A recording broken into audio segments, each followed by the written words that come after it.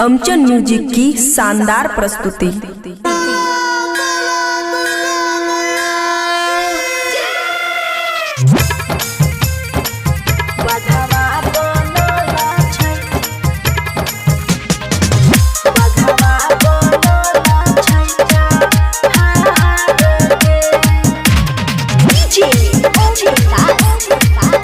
खुशी recording studio बलुआहा।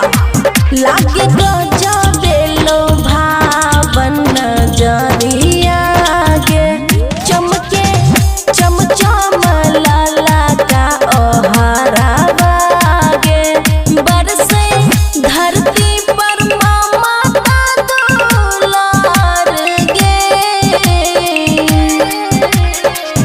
पुरवा गे ओरी से चललै भवानी मैया, बघवा बनल छैका हार गे, पुरवा गे ओरी से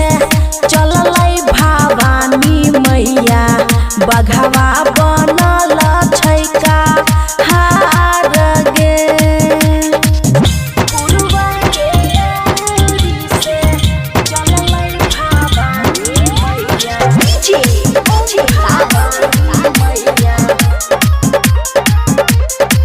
देखी भक्ति में जुटल जग सारा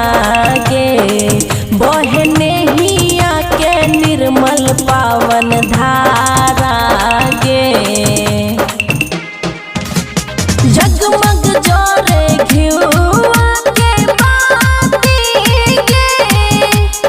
अद्भुत लागैया जोगी राती गे, देखही भेलै अजबे चमत्कार गे, पुरवा गे ओरी से चललै भवानी मैया, बघवा बनल छैका हार गे,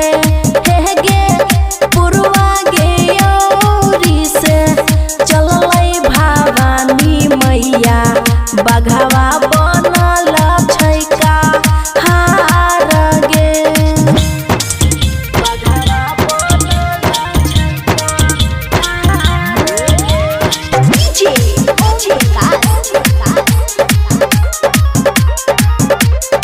अपन सबका घर चलल छै माई गे, बाजे ढोल नगारा बाजै सहनाई गे, और